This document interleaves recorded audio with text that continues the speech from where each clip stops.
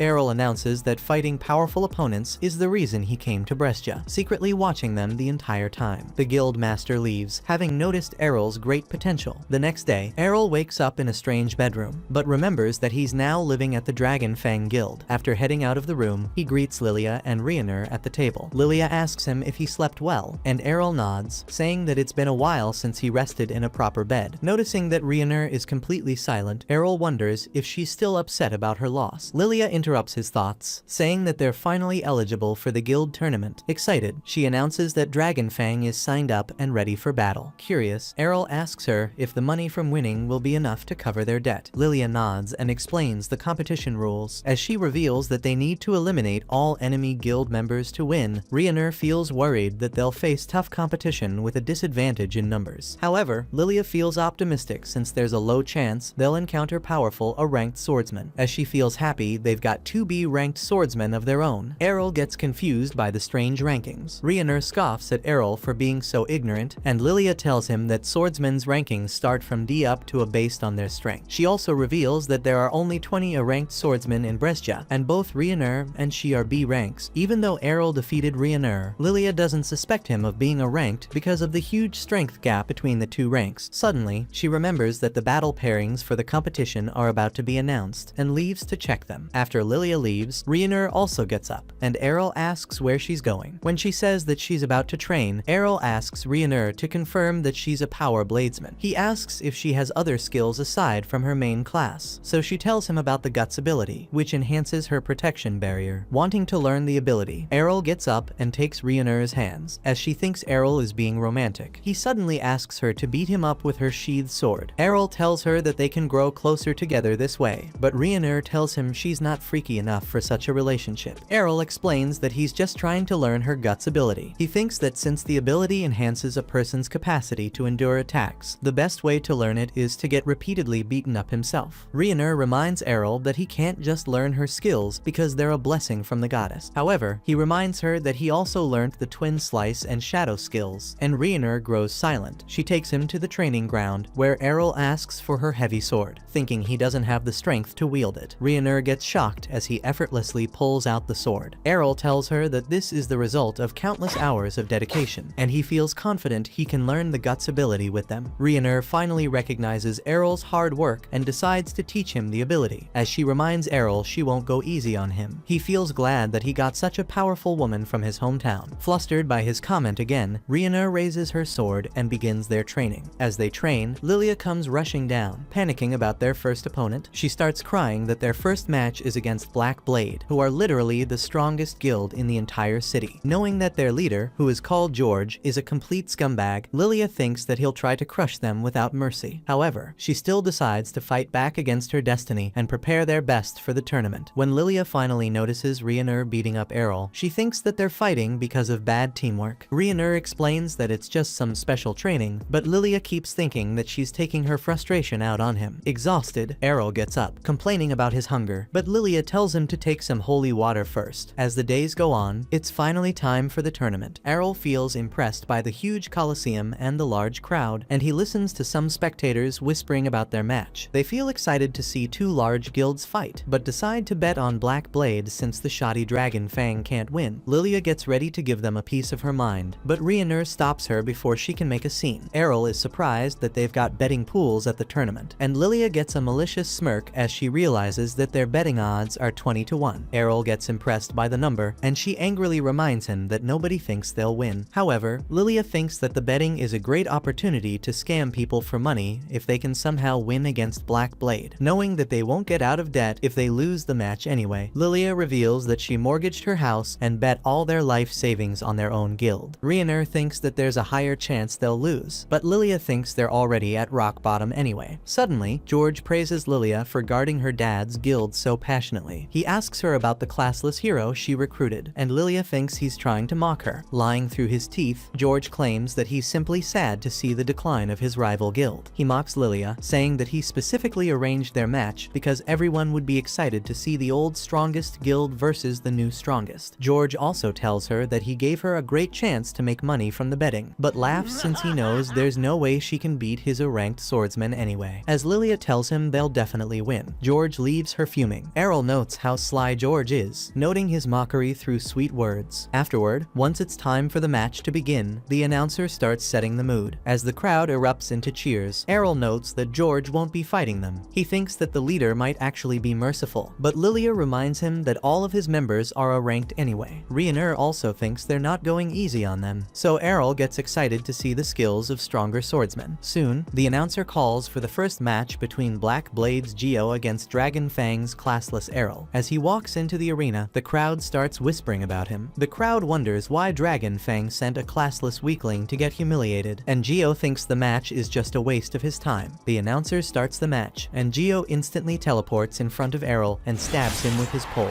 Lilia gets worried for Errol, but Rhaenyra reminds him it's just a shadow. Seeing the shadow disappear, Geo's cocky grin falters, but he turns around and stabs the body behind him. However, he finds out that it's another shadow, and notices 2 Errols Errol's standing in the arena. Gio thinks that he can just take both of them out with a blink dash skill, but he is surprised to see a third one behind him. As the three shadows charge at him, Gio takes them all out, but the real Errol easily appears under him and defeats him with one blow. Gio crumples to the ground, wondering how Errol can create three shadows, but Errol tells him that his mother can create 5 of them without even trying. With Gio down, the announcer declares the victor, and the crowd roars with applause. Lilia also cheers for Errol, while Rioner is shocked that Errol can take down an Aranker so easily. As the medics carry Gio away, Errol thinks that he still needs more practice before he can copy Gio's critical strike. Meanwhile, the crowd feels shocked that he can outperform a swordsman while being classless. As George silently watches, the next match begins. The Black Blade's next swordsman slashes at Errol, but he easily blocks his opponent's attacks. Then, Errol easily cuts him down with a twin slice skill and wins the match. In the next match, Errol's opponent tries to use a dagger with close combat, but he appears behind him like a ghost and knocks him down. Even Errol's teammates feel surprised he won 3 straight matches, and Rioner asks Lilia why she isn't fighting. Lilia knows that there's no way she can win, so she decides to keep cheering for their star. She gets Rioner to cheer with her, and they watch Errol fight a shield bearer. Errol easily avoids the opponent's attacks, who thinks that he's lying about being classless. Errol praises his opponent, saying that he needs to gradually wear him down since he can't break through the shields. However, the man reminds him that a classless hero shouldn't even be able to do that. Errol tells him that he put in the hard work to get where he is, but the shield bearer thinks that classes can't be overcome with just hard work. He pretends to attack Errol with his sword, but uses it as a feint to charge with his shield. However, Errol predicts it and counterattacks with his foresight skill. The counterattack knocks the shield away, and the man is shocked, thinking he learnt it from his previous opponent. Errol thinks there's still a long way to go before he can master the counter, but he can use it in battle after seeing it. He uses the counter kick on his opponent again, who remains shocked that he can learn so quickly. Then, Errol walks over to the shield and picks it up, angering his opponent. He charges at Errol to punish him, but he easily sidesteps it and takes him out with his own shield counter. After the announcer declares Errol's 4th win, the crowd starts doubting if he's truly classless, and the tournament organizers demand to see Errol's class card to confirm. Errol agrees to submit it, so the announcer takes his class card, places it into the crystal ball, and everyone quiets down once she verifies he's legit. George starts feeling the pressure of loss, while even Rioner starts hoping that they can win their match. Lilia feels upset that she didn't know about Errol's full strength earlier. Otherwise, she would have sold off her family heirlooms to bet even more money on themselves. Rioner says that she didn't expect him to grow this much, and wonders how Errol trained the last 5 years. Meanwhile, Lilia gets ready to marry him, thinking that no matter what happens to the guild, she can always rebuild it if she has him by her side. As Lilia continues her dark plans, Errol feels unsettled by her malicious aura. Finally, the announcer introduces Black Blade's final swordsman, called Master Masamune. Errol notices that Masamune uses a katana, and Rioner realizes that he's a rare samurai-class swordsman. Knowing that Masamune has never fought in public before, Lilia thinks that he's the Black Blade's ace for this tournament. As the match begins, Masamune calmly reaches for his sword, and Errol feels pressured by his calmness. Noticing Errol's hesitation, Masamune smiles and confirms that he's waiting for him to get close so he can use his ultimate technique. After hearing his provocation, Errol starts walking towards Masamune, who feels surprised. He explains that they can't just stay standing like trees for the entire match, and he also wants to see Masamune's strongest moves. Masamune chuckles, saying that Errol won't have time to react or watch if he unleashes his ultimate technique. However, Errol remains confident in his own speed and continues walking. He notices that Masamune's sword is still in its scabbard and wonders if he'll unleash the final attack in just one strike. Errol thinks about using shadows, but decides against it since Masamune is too focused to be fooled by them. He stops right in front of his opponent, knowing that one strike will decide their match. Both boys hold their breaths, and as Errol takes his final step, Masamune instantly strikes with a lightning-fast attack. However, Errol disappears right in front of him, and Masamune feels shocked since he moved so fast with his real body. Behind him, Errol praises Masamune for his speed, but tells him that the person who trained him is much faster. He unleashes a piercing tempest, which overwhelms Masamune and knocks him to the ground. Rioner and Lilia are stunned as they recognize the Sword Princess's finishing technique, while the crowd feels disbelief that he won. The announcer seals the deal, and everyone starts screaming at the Black Blade for wasting all their money on the bets. Both of Errol's teammates celebrate their victory, and Lilia tries to hug Errol when he returns. He avoids her and lets her fall, explaining that it was just a reflex reaction to protect against his older sister. Then, Lilia cheers up, thinking thinking about all the money, and Errol notices Rhaenyra with her arms open. She realizes her embarrassing pose and gets flustered, but Errol tells her that he'd like to hug her without the armor. Lilia offers to fulfill his desires, but he lets her fall again, while George gnashes his teeth, preparing to avenge this humiliating defeat. Afterward, Dragon Fang heads back home to celebrate their victory. Watching Lilia drink real alcohol, Errol is surprised that she's already an adult. Knowing he doesn't drink, Rhaenyra offers him some juice, while Lilia suddenly asks Errol to marry her. He refuses her without hesitation, saying that he'd rather marry Rhaenyra instead. Lilia is stunned and Rhaenyra gets embarrassed, thinking he's just joking. He asks her why she doesn't believe he'd like her, so she explains that everyone sees her as a tomboy meathead. Recalling her childhood, Errol agrees, but thinks that she has grown up into an attractive lady. However, Rhaenyra tells him that she's too focused on swordsmanship to care about romance. Seeing her reject Errol's advances, Lilia takes the chance to flirt with him. To her shock, he decides to practice it with Rhaenyra instead of her. Once their celebration is over, Errol goes back to training the guts ability with Rhaenyra. After a good dose of beating, Rhaenyra tells him that it won't work. Refusing to quit, Errol tells her that he needs to keep being beaten half to death in order to develop the guts ability. He says that Rhaenyra is the perfect partner for the job, but she doubts whether she can help him pull it off. Watching Errol's reckless training, Lilia complains about his careless methods. Suddenly, her dad appears, thinking that Errol is just venting his anger after losing his tournament match. When Lilia tells him that they actually won against the strongest guild, Rod thinks they must have sent some weak teammates as a joke. In response, she explains that Errol actually defeated 5 ranked swordsmen in a row. Her dad is silenced, and Lilia thinks that they can now pay off their debt with the money. However, her pessimistic dad thinks that Errol will just be stolen by a better guild with more resources, so Dragon Fang will remain dead. His negative attitude annoys even Errol, who tells him that he's just a spineless failure who quit despite having an arm he can wield a sword with. Errol's insult hits Lilia's dad's weak point, and he grabs his shirt in rage, screaming that he literally can't use half his skills now as a dual wielder. After Errol points out that he's a classless guy himself, so skills don't matter to him. Lilia's dad finally calms down and leaves after releasing him. After he leaves, Errol sighs, thinking Rod has huge potential even without half his skills. Lilia thanks him for giving her dad some motivation, and both Rhaenyra and Errol think that Rod can return to the ring with some more encouragement, seeing them eager to see powerful skills. Lilia suggests that they should go to a dungeon. Errol doesn't know anything about dungeons, so Rhaenyra explains that there's a huge monster dungeon right below the city of Brescia. The idea of fighting monsters gets Errol excited, and Rhaenyra also decides to go with him. She thinks that it'll be some good training for the upcoming Sword King Cup. Once again, Errol is clueless about the event, so Rhaenyra tells him that it's the biggest and most prestigious swordsman event in the city. To help him register, Lilia gives him a form, but Errol instantly tears it apart. Rhaenyra is confused why he doesn't want to fight in the event, so he explains that Lilia actually sneaked in a marriage form. After getting exposed, Lilia tries to act like it was just a prank, so Errol punishes her in a chokehold. Meanwhile, a strange woman watches the scene from a crystal ball, as George asks her about the situation. When the woman informs George about their plans for the dungeon, he starts grinning deviously, planning to take revenge under the dark dungeon's cover. The next morning, Lilia tries to kiss Errol in his bed. Sensing her disturbing presence, he quickly clamps her face to protect his innocence. As Lilia feels offended by his cold attitude, Errol calls her out for being a creep. Lilia starts questioning his manhood, but Errol just ties her to the bed and leaves her screaming in the room. He knocks on Rhaenyra's door, and she asks him if he needs anything. After getting her permission, Errol enters her room, but finds her peacefully talking in her sleep. In her dreams, Rhaenyra proudly tells her daddy that she has become a power swordsman just like him. Watching her happy expression, Errol realizes that she's a daddy's girl. While in the other room, Rod walks in on his daughter tied up like a misbehaving dog. Afterward, they all head out for the dungeon, and Errol is surprised that it's located within the city instead of a wild cave. Noting the huge crowd gathered at the entrance, Rhaenyra thinks that they're all going to train for the Sword King tournament. Once they arrive, Lilia explains that the teleportation portal at the entrance can teleport people to dungeon floors they've already explored before. Errol wonders if he can head to level 14 with Rhaenyra, but finds out that the teleport only works for the floors he has cleared himself. He feels upset that he has to start with the weakest floors, so Lilia offers to take him through the shortest route with her. Rhaenyra asks to go with them, but Lilia tries to drag Errol away so she can harass him in private. However, Errol also asks Rhaenyra to come with them, much to Lilia's frustration. Once they're in the dungeon, the group encounters some living armors. Errol parries a hit from the first armor, but it quickly circles around him for a sneak attack. Surprised by the heavy armor armor's speed, he dodges the attack and slashes its helmet off. However, the armor's headless body turns around to attack, and Errol realizes that he needs to attack its legs to stop it. Lilia claps as he takes out the armor, but reels in shock when the haunted armor moves its hand. Then, Errol looks at Rhaenyra, who has taken out her opponent. She tells him that the armor could regenerate if they don't go to the next floor in time, and Errol thinks that a regenerating magic armor is perfect for sword training. Meanwhile, Lilia acts like she's exhausted from the fight, but Errol reminds her that she just stood there like a statue. She pretends like she just wanted to let him and Rhaenyra have some fun, and Errol asks about her class. Lilia proudly tells him that she's a fencer, and Errol recalls that a fencer can advance into the Sword Princess class. Already knowing the Sword Princess skills from his mom, Errol gets bored with Lilia and heads into level 2. However, they encounter an injured boy, who reveals that his team stumbled on a surprise trap. Rhaenyra tells the boy to get treatment in the city, but he doesn't want to leave without saving his friends. Seeing his hesitation, she offers to save his friends in his place, but Lilia stops her. She thinks that they should scam the injured man out of some money for their help, and Errol calls her a complete fraud. However, Lilia refuses to help a broke man for free, so the injured guy tries to flatter her. His fake compliments fail to work, so finally, the boy gives Lilia a bag of coins. Finally getting what she wanted, she happily accepts the money. Errol asks her if the situation seems fine to her, but Lilia tells him the money looks real. He tells her that the money isn't what's wrong, but follows the injured boy down the hallway anyway. While walking with him, Errol notices that despite the excessive bleeding, the boy is walking without a problem. He realizes that the boy isn't hurt at all and is just trying to scam them, but Errol feels excited to face whatever troubles he's going to cause. Once the boy takes them to the hidden room, he is shocked to see his friends missing. Seeing his bloody footprints in the room, Lilia tries following the trail to pick up a coin, but she activates a teleportation trap in the floor. The scammer swordsman grins, saying he was just doing his job, but the trap also teleports him with everyone else. Once they arrive in the new room, Rhaenyra notes that it's deeper than any floor she has ever been to. Meanwhile, the scammer starts panicking that he's stuck with them, and Lilia gets up to question him. Her foot kicks the gold coin on the floor, which triggers another trap that summons a strange enemy. As the enemy brandishes its sword, the boy explains that the trap has led them to the dungeon's deepest level, which has the ultimate class Sword Emperor as its final boss. As the Sword Emperor slashes at them, everyone ducks their heads. Lilia gets shocked that the slash tore into the dungeon walls from such a long distance, and Errol remains cautious against his terrifying opponent. It suddenly teleports in front of him, and Errol parries its attack. However, the sword god still drives him into a wall through the parry, while Errol feels happy that he learned the guts skill, believing that the skill gives him a fighting chance against a strongest opponent. Errol prepares to test his full strength, watching him act so calm in front of the Emperor. The girls are shell-shocked. Suddenly, Errol also teleports in front of the monster, and pushes it back with an attack. In response, the monster unleashes a gravity field that holds down the others, while Errol remains standing under its pressure. Remembering the training from his mom, he recalls how brutal her gravity field was. Thankfully, she taught him how to break through the gravity field, but not without giving him a full taste of the technique on his own body. Errol decides to show off by picking up the gold coin and slashing it in front of the Emperor. Before jumping up for the final blow, he uses the infinite break special skill, which destroys the armor and stuns everyone. After the battle, Errol takes a quick sip of holy water, and Rhaenyra asks him how he knew the Sword Emperor's techniques. Errol explains that his mom is actually a Sword Emperor herself, but she pretends to be a Sword Princess to avoid unnecessary attention. Rhaenyra thinks that she would have never challenged him with his mom's terrifying background, but Errol feels glad that he got to fight her since she led to his training and growth. Once they're done with their discussion, a portal opens up to exit the dungeon. As the group starts leaving, the scammer boy is surprised that they didn't beat him up for revenge. Lilia tells him that since Errol is happy, she'll spare his life this time. Back in the city, Rod is thinking about Errol's words at a tavern. Nearby, a group of scammers gloats about the easy mission in the dungeon, laughing at their stupid friend for getting teleported away, as one of them says that Dragon Fang will be finished after this loss. Rod asks the group what happened. The leader of the group treats Rod like a drunk old geezer, so he calmly smashes their table apart and asks again. Luckily for the runts, George stops Rod before he can tear them a new one. Rod suspects him of arranging the trap, but George acts all innocent. He tells Rod that Lilia's group stumbled upon a hidden trap, which teleported them into a dangerous area. Furious, Rod charges at George, cursing him for taking his arm and daughter away. However, just then, he hears Lilia's cheerful voice from the entrance as she comes over to party with her friends, relieved to see her safe. Rod quickly hugs her, while George is speechless that the kids survived. Errol tells him that that he defeated the Sword Emperor, and Lilia explains that the boy George hired ended up exposing him for organizing this trap. George thinks that it's the kid's fault for being careless in the dungeon, and Errol agrees with his idea. As he begins to leave, Rod tells him that he'll avenge this, but George mocks him for being a useless drunkard. However, once he gets back to his room, he starts throwing a hissy fit like a salty kid, thinking back to the Dual Swords King and Sword Princess. George feels frustrated because they always outshone him. With a monster like Errol in Dragon Fang's ranks, George thinks he'll never have the chance to be the strongest in his life. Seeing his strong resentment, an evil sword calls out to him, offering to help him take revenge for a price. A few days later, in the Dragon Fang Guild, Lilia sighs in frustration. Rioner wonders what's wrong, so Lilia explains that the preliminary matchups are out for the Sword King tournament, and she got matched up in the same bracket as Errol. Knowing that Errol would obliterate her, Lilia thinks there's no way she can qualify now. Soon, Errol also comes into the room, and Rioner explains that only the winner of every bracket can advance into the semifinals. Seeing Lilia so depressed, he comforts her by saying that she wouldn't be able to get into the finals anyway. Looking at her own matchup, Rioner feels relieved that she isn't in the same group as Errol. He nods, thinking it's a great chance for her to get into the finals and impress her daddy. Happy to show off, Rioner starts grinning, but gets embarrassed that she called her father daddy instead of dad. Meanwhile, Lilia decides not to give up yet and tells everyone to train with her at the dungeon. Errol asks her why he has to go, so she tells him that he'll handle any dangerous situations. Before she can go, her father comes in and warns her to be careful, since George could try to pull another stunt. After telling her to come back if anything goes wrong, he feels embarrassed acting like a father now, but says that he has stopped being a drunkard and is returning as a swordsman. Once it's time for the Sword King Cup, the preliminary matches begin. After her match, Lilia sighs, having lost already. Errol tells her that she wouldn't have been able to qualify even if he weren't there. She admits that she sucks, and Errol thinks it's a shame he couldn't fight her. Hearing this, Lilia thinks there's no way he actually wanted to fight her, and she tells him to be careful in his final round. Errol wonders why he needs to be so careful since he has already seen the strongest swordsman skills in the dungeon. However, Lilia reveals that his opponent possesses many unique skills. She has the magic swordsman class and can enchant her sword with magic while fighting. This confuses Errol, who points out that the tournament is for swordsmen. She explains that anyone can participate in the tournament as long as they belong to a swords guild, just like Errol, who is classless. Errol finally understands and leaves to fight his opponent. Once he gets into the ring, the woman tells Errol not to cry about her magic swordsman class if he ends up losing the match. After he tells her there won't be a problem, both of them get ready to fight. The announcer starts the match, and she immediately starts lobbing fireballs at Errol. He dodges and blocks each of the fireballs before running to get close to his opponent. Once Errol gets close, she blocks his attacks with her own sword and forces him back with a fireball. He notes that the long and short range attacks granted by the magic class are very convenient, but the girl lacks the advanced skills of either magic users or swordsmen since it's difficult to master two classes at once. After getting exposed, the girl feels offended and uses her magic to enhance her sword. Seeing her flaming sword, Errol is surprised, and the girl declares she's using the most powerful skill for magic swordsmen. She slashes at him with a fire blade, which creates a wall of flames in his direction. As Errol avoids the attacks, the girl laughs, thinking she's got the upper hand. While continuing to dodge attacks, Errol admits that the fiery sword can be a very powerful attack if it is mastered properly. The girl agrees with him, but he tells her that she's still pretty trash at using her powers. Errol keeps blocking her attacks while standing completely still, saying that she's not even a better swordsman than the pathetic Lilia. Then, Errol unleashes a twin slice attack, which blows a harsh wind that puts out the girl's flame. After leaving her unarmed, he uses the blink dash skill to teleport right behind her and knock her out, having casually dispatched his opponent. Errol thanks her for showing him a new skill, while the announcer declares his victory. Before leaving the arena, Errol wonders if a classless guy like him can also use magic. A few days later, in Dragon Fang, Lilia tells her father to cheer on Errol in the finals. He keeps refusing to go, so she wonders if he's scared of seeing George at the arena. Embarrassed, Rod says that's not true, and explains that after he tried using a sword again, he realized how rusty he's gotten. He doesn't feel comfortable attending the tournament when he thinks he can't even win the finals, but Lilia gets offended since someone like her wouldn't even dream of qualifying. Then, as she keeps forcing him to go, Rod finally gets up. As they walk to the arena, Lilia thinks that Rod would have snuck in to watch the tournament later. Anyway, he wonders why she thinks that, so she reminds him of all the times he encouraged Rioner during her training. Since Rod loves seeing his guild members grow stronger, there's no way he would miss it when Rioner is in the finals. Seeing how smart his daughter has become, Rod Rod smiles, saying that she's just like her mother. Meanwhile, at the arena, Rhaenyr's legs tremble from anxiety. Suddenly, Errol pops out of nowhere and tells her to relax, which embarrasses her even more. He wonders why she's so nervous. So Rhaenyr explains that this is the biggest tournament of the city, and she won't even know who she's facing before getting into the ring. Errol thinks that she's nervous about fighting him, but Rhaenyr quickly denies it. Soon, the announcer shouts that the first match is about to begin between the current champion, George, and Errol. Hearing his own name, Errol starts to leave, but Rhaenyr grabs his hand. Despite feeling flustered, she tells him to be careful, and Errol smiles before leaving. When he steps into the arena, he hears Lilia cheering for him in the audience. As she tells him to destroy the scumbag George, Errol gets shocked as George walks out, transformed into a demonic creature. Feeling George's demonic aura, Lilia wonders what happened to him, and Rod notices a strange sword in his hands. He quickly warns Errol to get away from him, saying that he's using the most powerful sword. Confused, Lilia asks what's special about the sword, so Rod reveals that the sword is sealing a powerful demon. Surprised that someone knows about his origins, the demon George wonders if Rod is from the royal palace. Since George doesn't remember him, Rod thinks that the demon has completely taken over his mind. He recalls that after the original sword god killed so many demons with his sword, it absorbed their resentment and transformed into an evil weapon. However, the sword was sealed in the royal treasury, and the demon laughs that someone foolish has unsealed it. Since the previous royal family died centuries ago, the demon thinks he's free to wreak havoc as he pleases. Happy that he finally got freedom after centuries of waiting patiently, the demon announces that his name is Duagelda. Rhaenyr feels surprised by his name, and Errol asks who this guy is. She gets annoyed that he never paid attention in history class, and explains that Duagelda is a demon who summoned evil power from the higher realm. As the rest of the audience realizes they're dealing with Duagelda, they all get terrified since the demon was capable of destroying entire cities in the legend. Scared of their lives, all of the audience flees the arena, while Duagelda feels proud that he's causing so much fear. However, he doesn't feel satisfied yet, and creates a dark formation which releases a dense evil aura. The aura flares up and turns the sky dark, and creates a barrier around the arena gates that prevents anyone from escaping. Rod wonders if the demon is planning to end them all, while Duagelda gets ready to enjoy a lovely massacre. However, Errol gets ready to fight him. Surprising the demon with his courage, Errol confidently tells him that he can defeat him, since the demon was defeated by a sword god in the past. Duagelda laughs, thinking that there are no more sword gods in this world anyway. However, Errol tells Duagelda that his mom is a sword god herself, but he can defeat the pitiful demon on his own anyway. Duagelda thinks that Errol is just deluded, but gets shocked when he attacks with blinding speed. Realizing that Errol just used a sword god skill, the demon gets scared of him. While Errol starts running circles around the demon, he suddenly smiles, reminding him that he's also in the body of a very powerful swordsman. Duagelda jumps up, shocking Errol with his speed, and knocks him down with a powerful strike. The demon thinks he has won, but when the smoke clears, he is shocked to see Errol completely unharmed. Errol explains that he survived the attack because of his gut skill, and Duagelda tries attacking again. Errol blocks the attack and uses the Infinity Break skill. The skill creates multiple clones of Errol who gang up on Duagelda together, forcing him back with a billion slashes. After being humbled, Duagelda admits that Errol is a true sword god, but Errol reveals that he's actually classless and sends the demon away. After Duagelda lands on the ground, unconscious, Errol tries approaching him to see if he was defeated. He feels confident that the demon can't hurt him with such heavy injuries, while the audience is shocked that someone as strong as Errol still exists in their world. As Errol leaves Duagelda on the ground, the demon decides to escape him to avoid getting sealed again. Knowing he can only escape by possessing someone else, he searches through the audience and decides to control Rod since he's the most powerful after Errol. Nearby, as Lilia is celebrating Errol's win, Rhaenyr wonders if the tournament will still continue. Suddenly, the sword in George's hands frees itself before launching towards Rhaenyr. Errol quickly protects her, but the sword shoots towards Lilia instead. Rod rushes to save his daughter, but when the smoke clears, he points a sword at her throat, possessed by Duagelda. Duagelda commands Lilia to stand up, and Errol realizes that the evil sword is actually the demon's true body. Duagelda laughs, saying it's too late to figure it out now, but Errol thinks he can just defeat it again. However, the demon warns him that he'll kill his wife if he attacks, which leaves Errol confused. He tells Duagelda that there's no way he'd marry a talentless airhead like Lilia, but the demon thinks Errol is lying since Rod's memories show that Lilia is engaged to him. Instead of fearing for her life, Lilia becomes terrified that Errol will destroy her for lying. Realizing that she lied to her father about being engaged, Errol decides to finish her off along with Duagelda. The demon asks if he's really okay with hurting his friend, but Errol replies that he shouldn't have taken someone worthless as a hostage. The awkward exchange leaves the demon speechless, and Lilia finally confesses that she made up the whole engagement story. While Ryuner feels bad for Lilia, Errol tells her there's no way Duagelda can hurt her anyway. The demon accepts his challenge and tries to hurt Lilia, but finds himself unable to move Rod's hand. Fighting to get control of his mind, Rod puts the sword down, while Lilia runs to Ryuner. Errol points out that even after getting possessed, Rod's body never transformed into a demon, so Duagelda couldn't properly control him. Duagelda asks Rod why he doesn't want his demonic powers, so he explains that in the past, he might have accepted his offer. However, because Errol showed him the results of training, Rod thinks that he can regain his past glory without anyone's help. He throws the demon sword over to Errol, who slices it into countless pieces. With Duagelda completely defeated, the darkness surrounding the arena finally disappears, and Errol realizes that he just slayed an ancient demon. After the Dragon Fang's victory at the tournament, dozens of new swordsmen join the guild. Motivated to start swordsmanship again, Rod trains these young fellows in the guild's training ground. However, he's too strong and humbles them all in an instant. As the trainees run away, Lilia asks one of them why he's escaping. The boy points out that her dad is way too strict as a teacher. She nods in agreement. Lilia smiles, happy that their rotting old guild has finally gotten a new life after Errol led them to victory. At the mention of Errol, the trainee asks her where he went. With an awkward face, she tells him that Errol has already left the guild. Thinking about Errol, she starts crying and recalls that Ryuner also left to follow him on his journey. Meanwhile, Errol is riding the same carriage back home that he used to arrive in Brescia. The carriage driver asks him why he's already leaving without enjoying his fame as champion. In response, Errol says there was nothing left to learn in the city since he had already mastered everything. The driver agrees, but remembers that they're heading to the even more boring countryside. As he asks Errol if he's planning to return home, he nods. However, Errol also wants to test his sword skills back home, thinking he can finally beat his mom. The driver laughs, seeing how much he fears his own mom. Back at home, Farah is picking some roses to welcome her son when she realizes he's standing behind her. Errol says that he was hiding his presence, and Farah admits that she only detected him when he got close. When he reveals that he won the Sword God Cup, his mom smiles in praise. Suddenly, she teleports right in front of his face before he can even react. Stunned, Errol realizes that he would have been turned into a shish kebab if his mom were holding a sword instead. Knowing that her son wants to challenge her, Farah tells him to come to the training ground. Once they're in the training ground, both swordsmen raise their swords for the duel, and Farah tells Errol that she's excited to see how strong he has become. Errol tells her to laugh while she can because he's going to defeat her today. In response, she rushes him at lightning speed, but he manages to block her first few strikes. While parrying her attack, Errol notes that it would have defeated him if she hadn't used the same move in the garden earlier. After jumping back from the parry, he unleashes some rapid strikes, but his mom blocks them all. Farah praises Errol for combining the Divine Air Slice and Twice Slice skills, but he asks her which skill she used to block his attack. She reveals that she just swung her sword the old-fashioned way, which leaves him speechless. Farah tells him that he inspired her to fight without skill, and Errol smiles before attacking again. As they clash hard, the entire village hears their swords clanging. As they think it's a scary monster, Errol jumps into the sky, using even stronger skills to challenge his mom. She uses a binding spell to bring him down, but Errol blocks it. Seeing that he's strong enough to hold his own, Farah decides to unleash her full power. Finally, both of them use the Infinity Break skill, clashing head-on with their strongest move. A little while later, Ryuner walks to Errol's house after searching the entire village for him. When she knocks on the door, his little sister, called Mira, comes out. Ryuner asks to see Errol, but Mira is too jealous to let a girl see her brother. After telling Ryuner that she won't let a cow meet her brother, Mira tries to close the door. As Ryuner stops her to negotiate, Farah and Errol return from their duel. Mira happily jumps into her brother's arms, and Ryuner notices how similar they look. Mira notices that Errol and Farah are beat up, so he explains they were just dueling. Curious, Mira asks who won, and learns that Errol did in the end. However, Errol thinks he only outlasted his mother because her strength isn't at its prime. As he feels disappointed by the win, Farah jokes that she's still young. Then, she wonders why a pretty young lady is looking for her son and invites Ryuner for some tea. Once they're inside, Farah gets straight to the point. She asks Ryuner how she fell in love with her son, which makes Ryuner completely flustered. While Mira feels jealous, Errol explains that he lived in Brescia with Ryuner. This information gives Farah all sorts of unsavory ideas, so Ryuner gets embarrassed and explains that they were just guildmates. Then, Errol asks Ryuner why she came to his house, so she tells him it was rude to leave the guild so suddenly. He points out that he filled out the official resignation form, but Rioner still thinks he should have said goodbye before leaving. However, Errol doesn't care about relationships since he's only focused on swordsmanship, which leaves her speechless. Meanwhile, Farah feels happy that a girl would travel to their village just for her son. Rioner tells Farah that she also lives in this village, but that isn't the only reason she came. She wants Farah to take her as a disciple. Before they can discuss anything else, Captain Evans rushes to their door. He barges in and explains that something bad has happened in the nearby forest. Many trees have been cut down and the ground is badly damaged. Farah feels guilty because she caused the mess with Errol during their duel. However, Farah calmly tells Evans she just defeated a monster, so he finally calms down. As he thinks about returning and telling the villagers they're safe, he suddenly notices his own daughter. Farah is surprised that Rioner is actually Evans' daughter, while he wonders what she's doing at her house. Farah quickly tells Evans that her daughter wants to train under her to become a good wife. Overwhelmed that his daughter has grown up, Evans starts crying, while Rioner tells Farah she just wanted to train. Farah is confused since she thought the training was for housework, so Rioner tells her she actually meant to learn swordsmanship. Still, Farah carries her momentum and offers to teach her both housework and swordsmanship, and Evans agrees. Rioner is stunned as her father reveals he always wanted his daughter to become a fine lady after his wife passed away. Seeing him push her into marriage, Rioner feels bad that they're ignoring her own dreams. After Evans leaves, Errol visits his father in his office. He asks what kind of magic Leo is researching, and Leo explains that it's a powerful finishing move. Then, Leo puts away his magic and asks Errol why Mira was shouting outside. As he thinks his son finally pulled a baddie, Errol nods. However, Errol tells him he's not here to discuss romance. He tells Leo that he just defeated his mom in a sword fight, and Leo congratulates him. Then, Leo gets serious since he knows what Errol will ask. As expected, Errol asks his dad if he can teach him magic next, but his father refuses, saying it's impossible. Meanwhile, in the kitchen, Farah begins training Rioner to be a housewife. With a big cabbage in front of her, Rioner holds a knife like she's about to fight the strongest enemy of her life. Watching her wield the knife like a sword, Farah realizes the young girl isn't cut out for housework. As Rioner brings down the knife, she successfully cuts the cabbage. However, she also cuts the table below it in half, breaking poor Mira's mug in the process. Farah wonders if Rioner never cooked in the guild, so she explains that they had a cook helping them out. Knowing she's got a long road ahead of her, Farah resolves herself to fix Rioner's pathetic housework skills. Feeling embarrassed, Rioner says that she should just focus on swordsmanship, but Farah refuses. She claims that a swordsman can only become strong once they've mastered their mind and body in all aspects. In order to achieve this, Farah tells Rioner to master basic living skills, so she finally agrees. As Farah feels happy that she has another daughter to raise, Rioner wonders where Errol's older sister is. At the mention of their older sister, Mira explains that she left the house after vowing to make the world a better place for classless people. Rioner thinks she's working for a noble cause, but Errol really doesn't need anyone's help. A little while later, after fixing the table Rioner broke, Errol asks his dad to show him some magic. He gets up and fixes Mira's cup with magic before telling Errol to help him store his tools. While they store the tools together, Leo tells Errol to give up on magic once again. He explains the magic requires a special talent called magical energy, which most people lack. Leo thinks that it's unheard of for a classless person to possess any mana. Errol reminds him that he just won a sword tournament without having a class, so he admits that his son can do the impossible. However, Leo tells him that despite his incredible dedication, he can't master magic with hard work alone. He explains that a lack of mana is like missing the limbs to use magic. Errol nods in understanding, but thinks that he does have some magical energy. Leo shakes his head, saying that if he had mana, he would have received the magician class. Despite that, Errol is confident that he has magic. He explains that he discovered the energy when Rioner used to beat him up at Dragon Fang. Leo gets concerned that his son is a victim of domestic violence, but Errol reassures him that it was consensual. While Leo gets even more worried, Errol reveals that during his training to get his guts skill, he used to consume tons of holy water for recovery. Lilia got tired of him emptying the guild's budget, so she got magic potions instead. Rioner wondered if the potions were expired, but Lilia thought they could have been old bottles of holy water too. Errol drank the bottles anyway, thinking that expired medicine would be good training for his internal organs. However, he explains that after drinking the potions, he felt some energy returning to his body. Errol says that the energy was different from the protection blessing, so it could have been magical energy instead. Hearing this, Leo finally feels hopeful that his son can learn magic. He admits he was a bit jealous that his wife was the only one who got to train Errol, but now that he can teach magic to him, he feels happy. Ready to begin training, he asks Errol if he can feel the mana in his body. Errol nods, so Leo asks him if he can move it around. As Errol concentrates, Leo tells him to focus the mana on his palms. After a while of intense focus, Errol brings out a bright glow of energy on his palms. Seeing the successful attempt, Leo is overjoyed, but Errol wonders what he just did, as Leo tells him that he just used mana for the first time ever. Errol falls back in exhaustion. Errol feels disappointed that his energy is so weak, and Leo confirms that he's not even at the level of a child sorcerer yet. However, he tells Errol that he can increase his mana by practicing over and over. Errol feels relieved that he can finally train since he's good at working hard, but he soon passes out from exhaustion. Looking at his son, Leo feels glad that Errol didn't give up despite his warnings. While shedding tears, he feels proud of his son, who has shown him that the impossible is possible. After waking up, Errol heads to a store to buy mana potions. The store lady wonders why he's buying her entire stock, thinking that the potions are for Leo. However, Errol tells her that he's using the potions for himself. Once he has the potions, he starts chugging them like sodas while training every day. After 6 months of training, Errol finally gathers enough magic energy to cast the weakest spells. Leo praises him for his success, but explains that he can't use magic yet. He gives Errol a piece of paper containing weird symbols, which leaves him confused. Leo reveals that the paper is called Magiscript, and that besides having mana, magicians must also learn the magical language to cast spells. Then Leo tells Errol that after he learns a magic skill, the required spell chant will automatically appear in his mind. Errol thinks it's troublesome to create the whole spell upon every cast, and Leo agrees. To help him get started on his magic journey, he suggests studying at the City of Magic school. Seeing Errol's interest in learning, Leo offers to train him for the school's entrance exam. Later, at lunch, Mira praises her mom's delicious cooking. Rhiannon accepts the compliment, but Mira soon realizes that it was actually her cooking. Jealous, Mira backtracks on her compliment. While Errol also praises the food, Farah thinks that Rhiannon has grown a lot in both cooking and swordsmanship, and Errol notices how much she likes her. Leo also chimes in, saying that Rhiannon is a beautiful and hardworking girl. However, this makes Farah angry, so he explains he didn't mean it that way. To cheer up his wife, Leo makes a beautiful heart shape just for her, which explodes into lively firebirds. Watching the glowing birds dance around, Errol feels even more excited to step into the world of magic. After 3 years of intense housewife training, Rhiannon nervously presents Farah with a cup of tea. As she watches, Farah brings the cup to her mouth before praising her cooking. Relieved, Rhiannon thanks Farah for all her guidance these years, but suddenly, they hear Mira sobbing loudly. As she comes into the kitchen, crying, Mira reveals that Errol left the house with a letter in his bed. Rhiannon takes the letter and finds out that Errol left for the City of Magic with no other explanation. While Mira cries because her brother left to get milk, Rhiannon feels guilty since she has once done the same thing. Suddenly, Farah hugs her, warning her not to leave them like her cold son. Rhiannon reassures her she won't dip, and Farah wonders why her children turned out like this. Soon, the culprit comes into the room, lazily rubbing his eyes. Farah sighs, thinking it'll all be fine as long as her kids stay safe. Meanwhile, Errol is in a carriage, riding to the City of Magic. He asks the driver how long it will take, and learns that they've got 3 more days to go. The driver asks Errol why he's always jumping from one big city to another, and the passengers get interested in him as well. The kids ask if Errol is headed to the School of Magic just like them, so Errol nods. A boy named Kaido wonders why Errol is applying at such an old age, and his friend Kufa assumes he's just trying the entrance exam again after failing it many times. She tells Kaido not to make Errol feel bad, but Kaido tells her that she just roasted him for failing anyway. While the two of them start arguing, the other girl, Colette, tries to calm them down. In their rage, they ignore her completely, and Errol notes that all 3 of them are wizards. Seeing their young age, he realizes that the kids must have just received their wizard class. Then, Kaido tells Errol that he uses red magic, then curiously asks what type of magic Errol uses. Thinking about his skill, Errol remembers learning from his father that magic is divided into colors based on the elements a wizard uses. However, because Errol didn't receive a magic class for any specific color, Leo told him to try using all of the magic elements. Recalling his experience, Errol tells the kids he's a jack of all trades since he's classless. Kufa laughs, since she thinks there's no way a classless can attend a magic school. Angered by his prank, Kaido tells Errol to stop lying, but he tells him it's the truth. Finally, Errol shows them his class card, which proves that he's classless. Seeing this, Kaido starts mocking Errol for trying to learn magic without a class. Errol sighs, having heard such taunts a billion times already. Suddenly, a creature roars loudly from the forest, startling the carriage horses. The kids get worried about the noise, so Errol explains that it's the sound of a troll king. Terrified of the powerful beast, Kaido tells the rider to rush them out of the forest, but he tells him that the horses are too scared to move. life. Colette thinks that they're all going to die, but Kiefer reminds her that trolls are just slow creatures. Kaido agrees, thinking that they can avoid its attacks to fight back. With her friend's encouragement, Colette nods and agrees to fight. Although the kids are ready to fight, they still gulp nervously as the Troll King approaches. The hideous monster shows its face, and Colette quickly clings to Kiefer. Kaido reminds her to be brave, saying that it's not too big to handle. However, as the troll gets closer, suddenly, a massive club knocks it into space. As the kids watch in horror, the real Troll King finally walks out, 10 times larger than the previous one. Finally, all of the young magicians give up any hope of survival. The girls wonder if they can try doing anything with magic, but Kaido quietly steps out of the carriage, trembling with fear. He pulls out his wand, determined to fight to the death. After channeling all of his mana into the wand, Kaido unleashes a powerful fireball at the Troll King. As the blast explodes in the monster's face, the girls think it actually worked. However, it only roars in anger, ready to destroy the pesky kids. The girls realize that Kaido only made the troll even angrier, and he screams that he has already used up all his mana. The Troll King approaches the carriage to attack, but suddenly, a giant explosion spell vaporizes the monster. The kids wonder who defeated it. Meanwhile, Errol pops out of the carriage, thinking that he went overboard with his mana. Kaido wonders if he was the one who cast the spell, and Kiefer points out that explosion is a supreme level red magic. Shocked, Kaido also recalls that only an advanced archmage can use an explosion. Then, Errol walks over to the horses and uses his healing magic. The horses stand back up, and the carriage driver thanks him. Errol asks the driver to show his own skills next time, but he thinks it's too big a hassle. Nearby, Kaido apologizes to Errol for his earlier rudeness, thinking he's a senior magic teacher, and says that from now on he'll be his student. Errol tries telling him he's just a classless mage, but the kids think he's hiding his true identity from them. Seeing them glaze him so hard, Errol thinks he should have just used a sword to avoid suspicion. After everyone calms down, the carriage moves out again. 3 days later, they arrive at a floating island city. Pointing towards it, Kaido tells Errol that it's the city of magic, Ulzbel. Surprised by the architecture, Errol gets off the carriage with the kids. Kaido excitedly explains that the bridge connecting the island to the forest is also held up through magic. Watching their friend follow Errol like a dog, Kiefer wonders why Kaido adores him so much. She thinks that he might have used hypnosis magic to control Kaido. Hearing their doubts, Errol feels annoyed that he causes suspicions everywhere he goes. As they enter the city, Kaido asks Errol if he'll apply for the Red Magic School with him. This surprises Errol, so Kaido explains that all schools are divided based on the color of their magic. Since every element has a different magical language for its spell chants, all the schools have different teachers and syllabi. Kiefer reveals that she'll go to the blue school, while Colette feels nervous about applying to the green school. Realizing that he needs to take an entrance exam, Errol prays that he doesn't get rejected just like he did back in the City of Swords. After parting ways with the girls, Errol and Kaido head over to the Red School of Magic. As Errol hands over his entrance application, the receptionist asks if he entered all his information accurately. He wonders if she's asking him to check his class, thinking that she'll reject him because he's classless. However, she easily approves his application, which surprises Errol. He asks why the school doesn't reject classless people, so the receptionist tells him they give a fair chance to everyone. With their application approved, Errol walks to the examination area with Kaido. After a young man casts a fireball spell, the examiner calls another applicant. He walks up and proudly reveals he's already an advanced mage, shocking everyone with his talent. Errol wonders if an advanced class is that big of a deal, so Kaido tells him they're basically guaranteed to have a successful career. Errol nods, recalling that his father just ended up in the countryside with his exceptional talent. Kaido thinks that the boy is too arrogant, but Errol reminds him that he isn't any better. Soon, the boy burns the test dummy with an impressive eruption spell, leaving the audience stunned. Seeing everyone fawn over him, Kaido starts bragging about his master, which annoys the boy. Errol shuts Kaido's big mouth, making the boy think Errol is afraid of him. While the boy boasts about melting the metal dummy, Errol tells him to look at it again. As he turns around, he finds the dummy intact. Much to his shock, the examiner explains that it's made out of powerful mithril, so ordinary attacks can't melt it. Once again, Kaido starts taunting the young mage for his overconfidence, but Errol shuts him up before leaving to attempt his own test. Standing in front of the durable mithril dummy, Errol thinks it's a good chance to go all out and test his abilities. As he charges his spell, the examiner gets surprised. Finally, Errol casts the eruption spell, which just looks like a thin needle pouring on the dummy. Seeing the spell's weak power, the boy starts laughing at Kaido for his boasting. However, the dummy suddenly melts into a puddle, stunning the young man. Since the eruption spell isn't strong enough to melt mithril, the boy accuses Errol of cheating. Errol explains that he condensed the flame into a smaller area to boost the intensity of its heat, which allowed him to melt the mithril. The boy can't believe that Errol is able to modify his magic. Errol starts walking away, and Kaido wonders where he's heading. Errol tells him that he plans to take the entrance exams at the other magic schools too. He soon arrives at the water school, where Kyufa has just passed her test. She's surprised to see him there, so he tells her he'll attempt the exam just like her. Soon, it's Errol's turn to start, and he creates some tough icicle spikes that shatter the mithril dummy to bits. After destroying all of the applicants' hopes and dreams, he turns around to target the green school. There, Errol finds Colette nervously huddled in the corner and asks why she isn't taking her exam. She tells him she's too nervous to even register, saying that she needs moral support to try anything. Errol tells her she needs to take the exam on her own, so she asks how he handles his nerves when he's anxious. Confused, he replies that he has never felt nervous in his life, which leaves Colette shocked. Errol asks her why a person can feel nervous, so she tells him that it comes from the fear of failure. After thinking about her words, Errol asks Colette if she has never failed before. She nods, saying that she fails a lot, which is why she wants to avoid it. Saying that he has also failed many times, Errol wonders why she's scared of it. Colette doesn't understand his words, so he reminds her that even if a person fails sometimes, their life doesn't just end. His simple words stun Colette, and she finally believes that even if she fails, she can just try again later. After calming down, she thanks Errol for his help. He smiles and asks her how the green school's exam works. Colette explains that in order to pass, applicants must make a windmill spin with their magic. With this in mind, Errol registers with her and enters the examination area. There, he focuses his mind and unleashes a tornado spell at a windmill. As the rough winds shred the poor windmill to pieces, Errol realizes it wasn't made out of mithril. The examiner tells Errol he has passed and asks Colette to begin her test. She feels even more nervous taking the exam after Errol's insane show of skill, but he reminds her to calm down. Finally, Colette prepares to take her own test and passes it. While Errol leaves the venue, he heads over to the rest of the magic schools, passing all the exams with flying colors. In the end, Errol heads over to the Black School of Magic, surprised by its ruined building. While walking down the halls, he notices a strange creature in a box. Suddenly, a woman comes over to him, asking if he has seen her pet, Gooey. Errol points to the box, so she quickly takes a strange creature out of it. Happy to have her pet, she proudly brags to Errol that it's a chimera she made inside her lab. Suddenly, a skeleton welcomes Errol to her school, but he slashes off her head by instinct. Errol wonders if she's an undead monster, but the skeleton introduces herself as a normal person called Latalia. Errol wonders how she's walking around as a skeleton and asks how he can take the Black School's exam. Latalia explains that since nobody wants to learn black magic, they don't even take an exam. Although Errol is weirded out by their casual attitude, he decides to join anyway. Afterward, he heads back to the city where Kaido and the girls call out to him. The kids rush to ask which school he'll attend, then immediately start arguing over who gets to claim him. Errol sighs and reveals that he plans to attend all of the schools at the same time. Kaido thinks attending 3 schools at once is already impossible, but Errol then reveals that he'll actually be attending all 6 magic schools in the city. As he counts down from red and blue to white, yellow, and black, the kids feel their world shattered by Errol's insane ambitions. Since the kids don't believe him, Errol shows them all the ID cards he received from the 6 schools. They finally believe him, but wonder why the schools are letting him attend multiple institutions. Errol thinks it's because they keep the information on their students private, so other schools can't tell if they're enrolled anywhere else. However, Errol still faces a major problem. His class timings in the different schools all overlap with each other. Luckily, class attendance only counts for 20% of his grades, so he can just make it up by acing the exams. Colette says that this will still be difficult because the textbooks don't contain all the latest information taught in classes. Errol nods and asks the kids if they're willing to share notes from their classes with him. Since they all agree, it only leaves 3 classes for Errol to attend himself. Also, the Black Institute doesn't have any formal schedule, so that leaves Errol with just the white and yellow schools of magic. Hearing this, the 2 girls leave to have a secret talk, while Kaido asks Errol to take the first class at Red School with him. The girls think it's already insane to keep up with 2 prestigious schools at once, but Errol seems too chill about it. Once they've all finished their discussions, Kaido tells everyone it's time to take their first class. A little while later, Errol and Kaido enter their class, where they walk towards the back. As they enter, the advanced mage named Royce quickly notices them, and Kaido starts taunting him for losing to Errol. After Royce tells Kaido he doesn't have the right to brag, he accuses Errol of being a mere spellcaster. However, Errol tells him he's not a spellcaster, so the boy thinks he might be a mage. When Errol responds that he's not a mage either, he gets scared, thinking he might be an advanced archmage. In the end, Errol tells him he's not an archmage either, so the poor boy is left confused confused about his class. Soon, their teacher comes in for the class, so Royce asks him about Errol's class. The teacher opens his book and tells Royce that Errol is classless, which leaves him flabbergasted. Finally, Errol and Kaido sit down at their seats, and the teacher begins their class. As the teacher starts writing complex manuscripts on the board, Kaido feels his brain melting under the pressure. Meanwhile, Errol is surprised that he's teaching basic magic language, since most spellcasters can naturally use the manuscripts from their skills. Soon, the teacher explains